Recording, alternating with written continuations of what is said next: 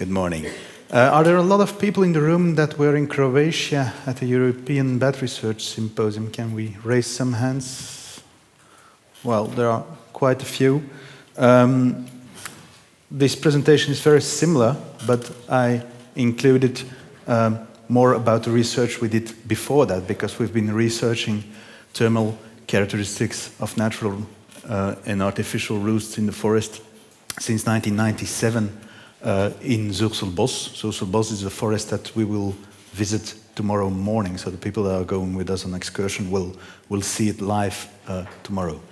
So the title of my talk is Constructing Bat Houses Matching the Thermal Characteristics of Natural Roost in Tree Cavities, an Experimental Study. Now, we all know that the availability of suitable roosts is an essential factor for the survival of bat populations and species. Roost site selection affects survival and fitness, and that's especially true for breeding females. The factors influencing cavity selection in forest-dwelling bats are poorly understood, and there are a lot of hypotheses, but none is really definite or definitive. There's a lot of talk in literature about microclimate, about protection for predators and weather, avoidance of parasites, social interaction. Anyway, we know that for all bat species living in buildings and in cavities, the thermal regime is probably particularly important in our climates, in our temperate climates. Now, the influence of microclimate on cavity selection is unclear. For bats in buildings, we know that temperature of attics, for instance, is very important. And for tree-dwelling bats, the studies are very scarce. Probably due to the methodological difficulties, and we will talk about a few during this talk, and of course the risks of disturbance. So in the course of the years, we shifted to a more experimental approach to try to model the microclimate of tree cavities. Oh, sorry.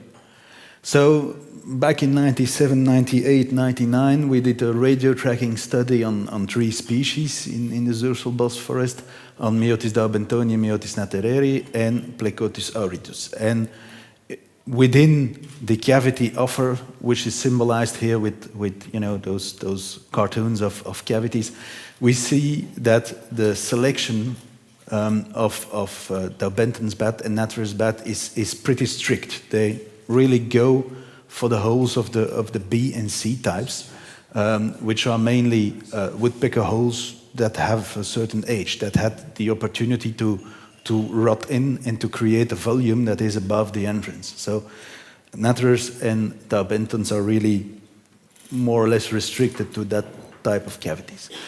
On the other hand, the long-eared, brown long-eared bats are a lot more opportunistic and were found in cavities of the types B, C, D. D is the cavity type where an original woodpecker hole goes up and then a lazy woodpecker makes a new hole and stuffs up the lower hole with nesting material. So it's typically a cavity with two or more entrances.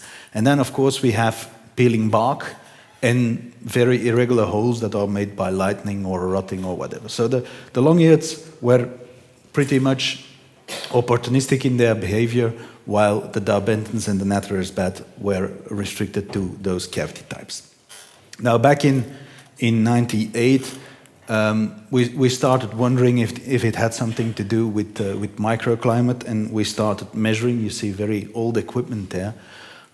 We start measuring with data loggers. You see the data logger here and the hole there. And we started measuring in the field, and we didn't get wise in the measurements. But there was a clear pattern emerging, at least for the cavities that were used by bats and the loose bark, is that there was a phenomenon of time lag and of smaller variance in the peaks. To explain that, I will show you this graph. The red line is the outside temperature, so you have the day and night rhythm. It's warm, it's warm around noon, it's coldest in the night. you see that the loose bark, which is indicated in blue, has the same peaks, but it is buffered compared to, sorry, I'm just having problems with the pointer. So you see that the blue line has more or less the same peaks, but it's already a lot buffered compared to the external temperature.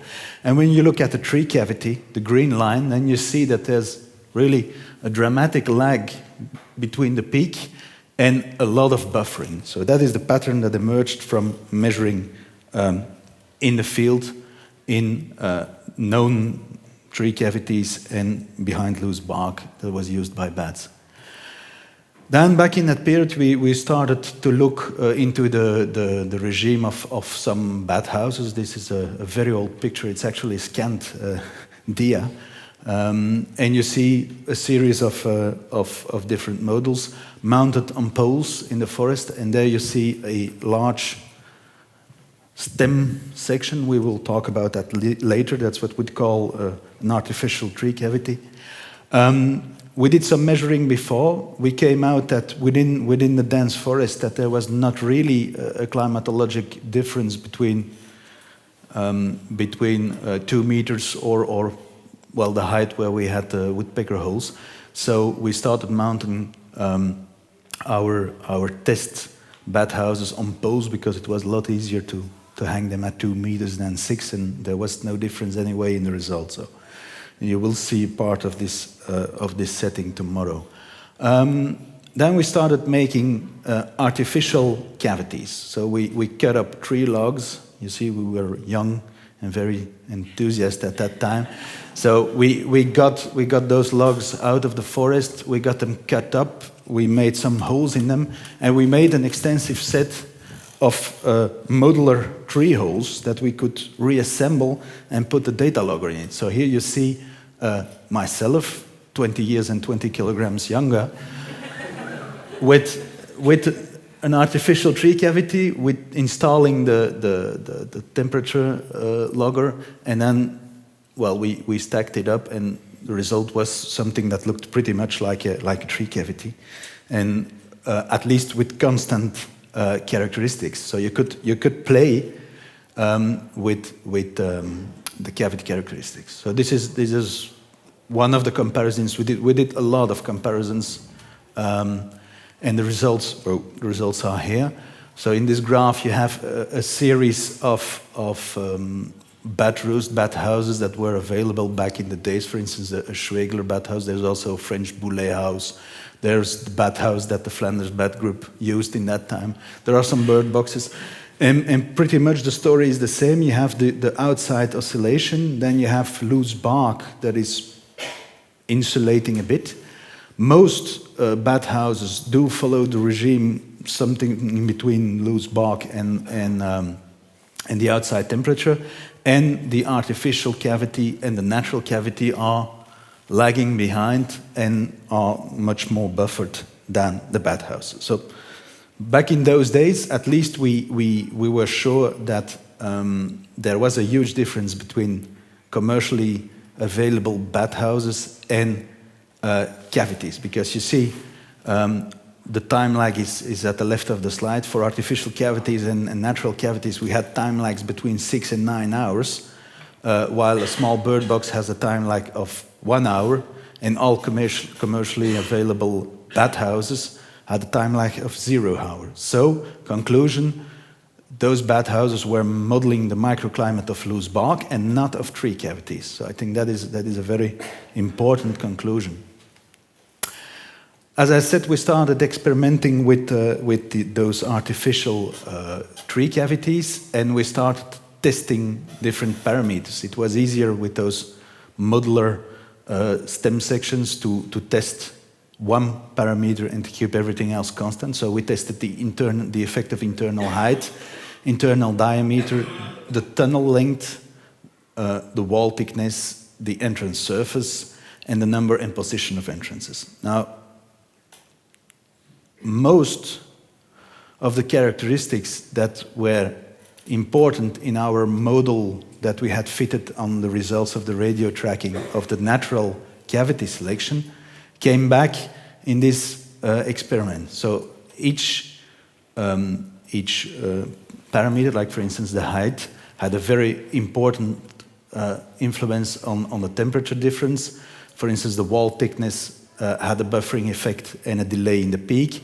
The entrance surface was correlated with the delay, and the configuration number of entrances again had an influence on buffering and delay. So this brings me to the last experiment that I would like to share with you today. So we had all this information in mind, and we thought, well, would it be possible to construct a bathhouse that matches the thermal regime of a natural tree cavity with, time lags of 6 to 9 hours and very buffered? So we wanted to assess the relationship between wall thickness and internal thermal regime of wooden bathhouses and woodcrete bathhouses. Why did we use those two? Because those are the materials you see most. So it was at least to me, a logical choice to try those materials. We wanted also to assess the impact of external wall color on internal thermal regime, because there's always a lot to do about wall color. But the question is, when you are in a buffered situation with very high wall thicknesses, does a coat of paint have an influence on the thermal regime? We wanted to investigate that too. And the final idea was to propose a combination of material, wall thickness, and color to mimic the thermal regime of the roof trees used by the bats. Now, materials and methods. We made bathhouses basically in a Russian puppet type of design, so 25, 50, 75, 100, 125, and 150 millimeters wall thickness. In Scots pine timber that was sawn to measure, because you can't get beams that thick in the stores. And we also cast them in woodcrete, and we painted them either white or black, or we left them unpainted. That's the natural flavor that you see on the screen. We kept the internal dimension constants, the wall thicknesses were variable, and we mounted them on poles in the forest stand like you have seen before. So this is the experimental design. Both materials, concrete or woodcrete at the left-hand side, and at the right-hand side, wood, which explains, of course, that the uncolored version is wood color at the right-hand side and concrete color at the left-hand side. So bear this structure in mind, because in the results I will always have the results for woodcrete at the left-hand side and for wood at the right-hand side.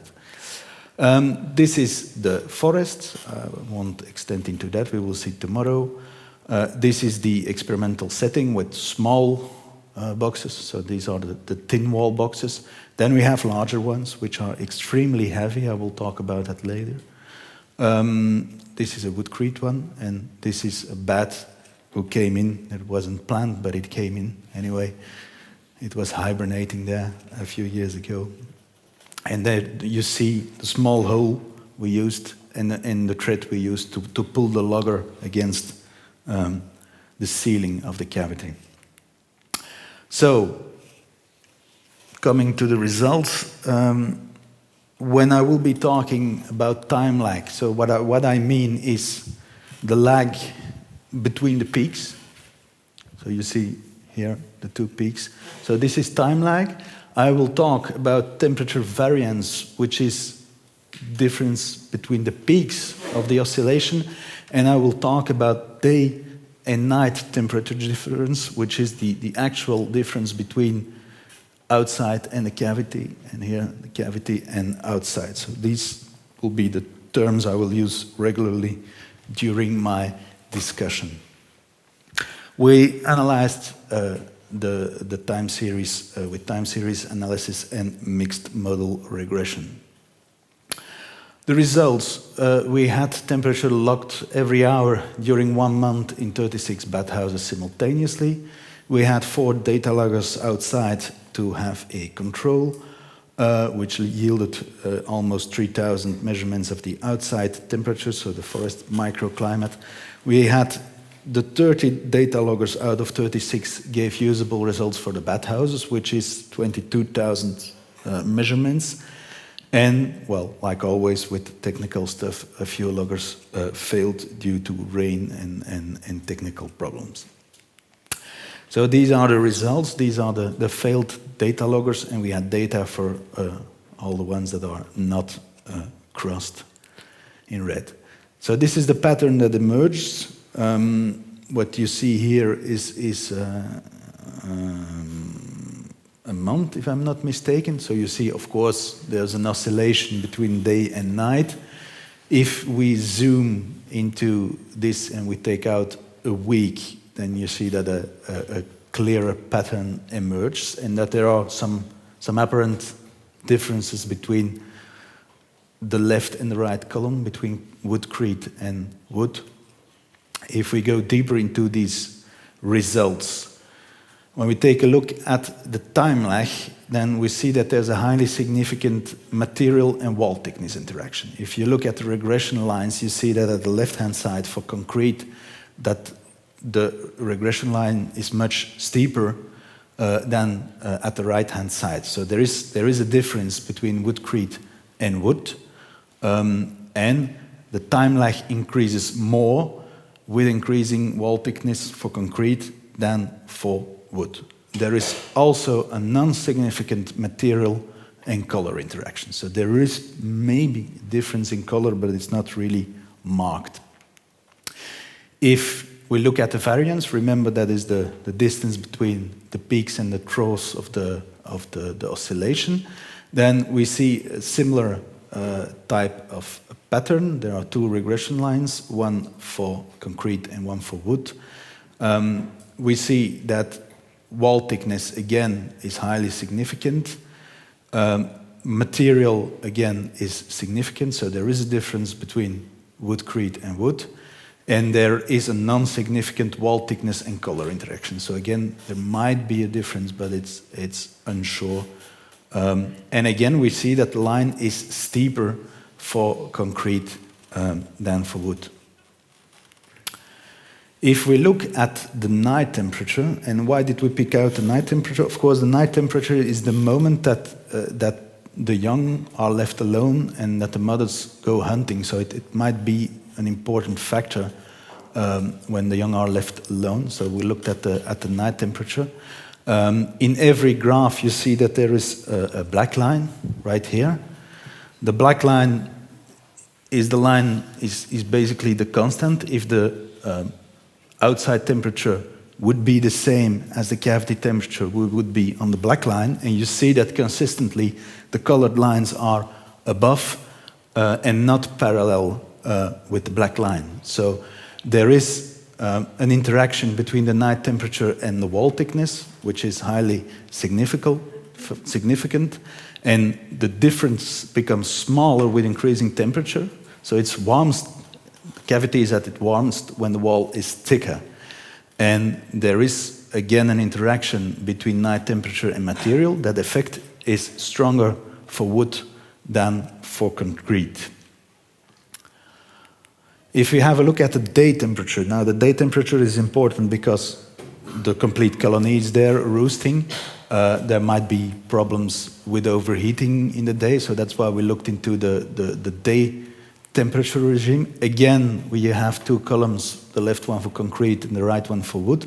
Again, we have that black line. That's the assumption that the outside temperature is the same as the cavity temperature. And again, you see that the colored lines are under the black line, and that there is a difference with increasing wall thickness, and again that there's a difference between concrete and wood. Now, if we compare this with natural cavities, because we measured quite a few over the years, then you see a similar pattern. You see again that with increasing cavity temperature, well, at least that the lines are not that steep as the constant line. So there is again a highly significant difference. The temperature difference increases with increasing outside temperature.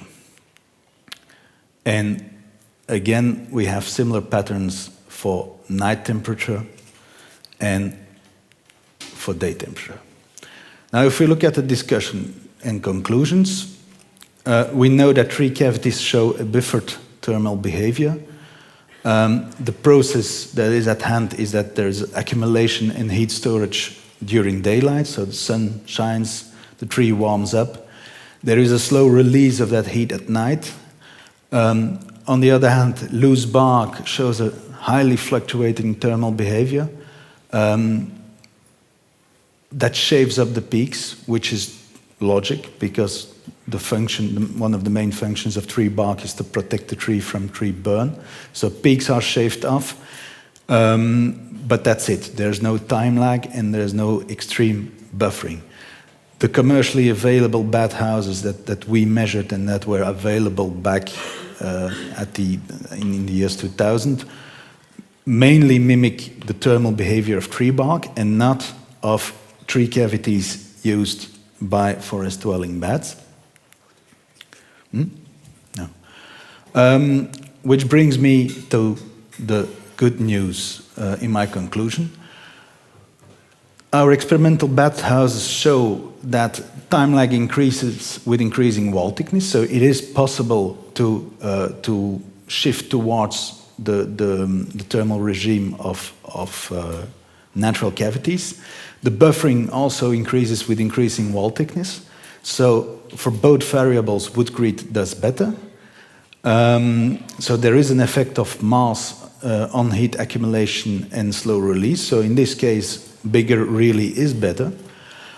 Color has a slight non-significant effect. So it's not very important, at least in the buffered climate of the forest. But if you have to paint it, you should paint it black.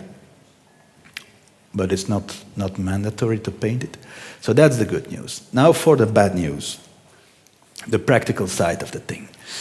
You see here a small table with time lags computed for natural cavities and for concrete and wood cavities. And in this table, you can see which wall thickness you need in woodcrete and wood to get near a cavity.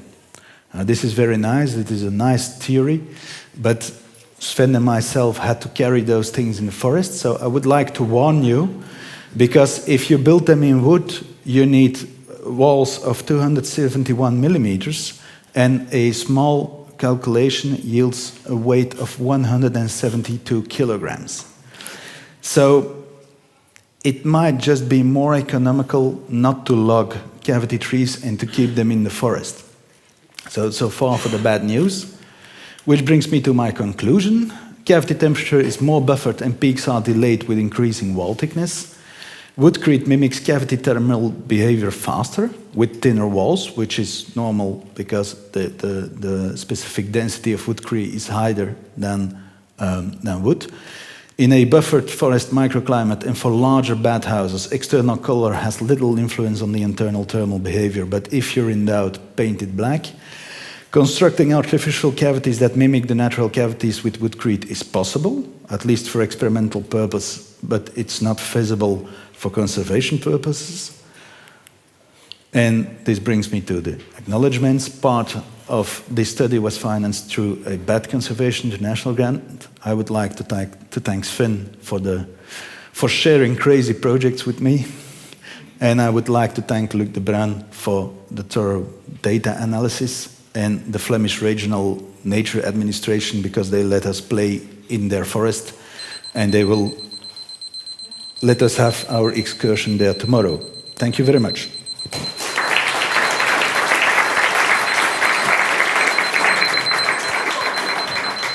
Does anybody know how to stop this thing? Ben managed to use his full length, so we have time for a few questions, but not too much. I think that's really interesting.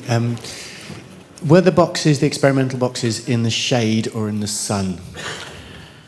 That makes no difference in the forest. You're in the forest. But were they exposed to full sun, or were they in shaded conditions? They're in the sub-story, so sometimes there are spots of sun, sometimes there's not, but that has no influence on the global climate. We did a lot of measuring to see if there are differences within the forest, and you really need to be at the border of a large clearing to have a measurable difference in microclimate. So you really need a large clearing, like 2 times the tree height, to have an influence of sun on the thermal behavior you measure under a thermometer hut.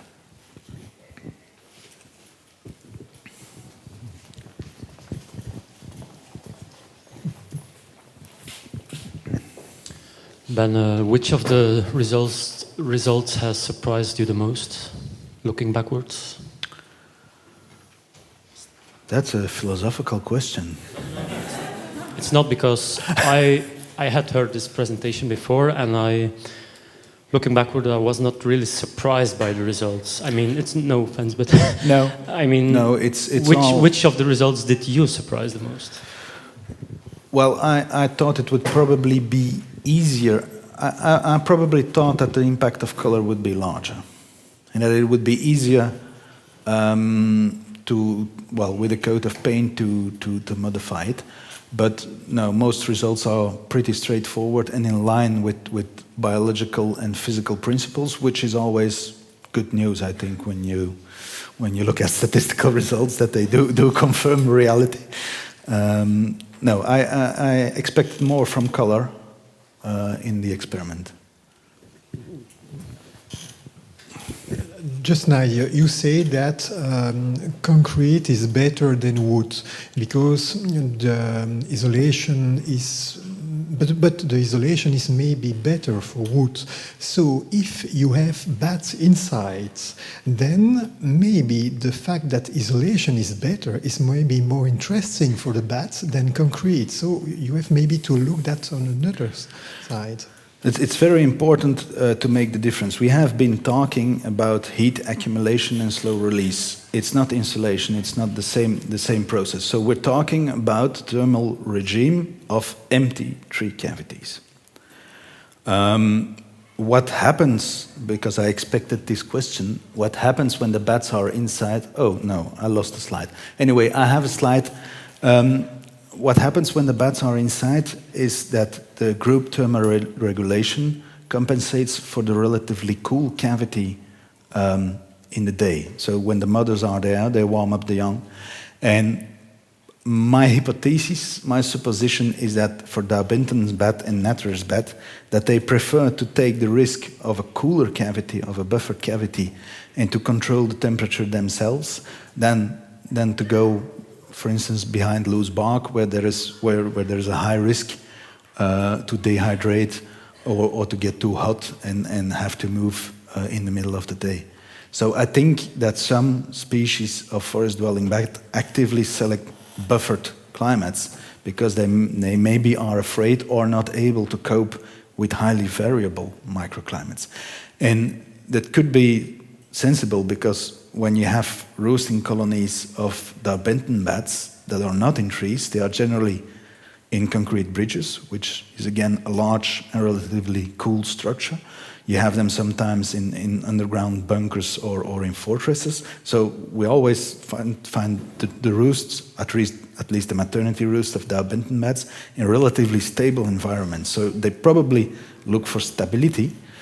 But indeed, insulation is another process, and we try to look into that, but it's very difficult to work on that if you don't have the bats present. Then you have to measure when the bats are there, and if some bat goes against the temperature logger, then you influence the measurements. And so all this holds true for empty cavities, because we suppose that the bat selects the cavity when he first enters it. There's time for one more question. Herman.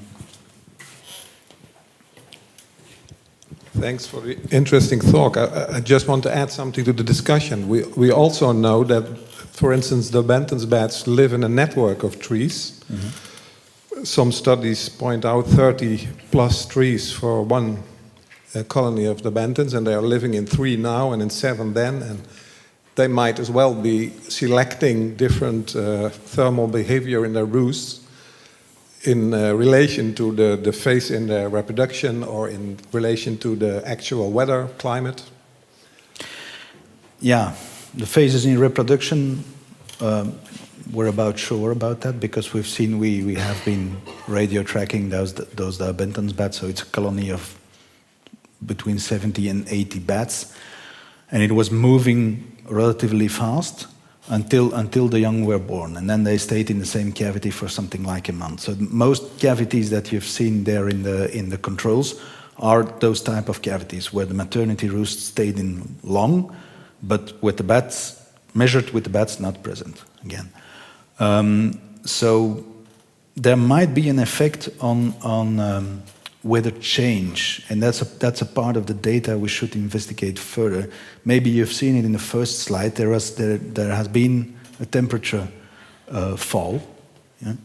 And well, in the first slide you saw an oscillation, and then you saw suddenly the temperature drops 10 degrees, and then you see the cavity that goes like this. And we might investigate that further because it might have an advantage too if there's a sudden drop in temperature or a sudden rise in temperature. So that's a part of the data we would like to explore further to really be able to modelize the tree cavity behavior.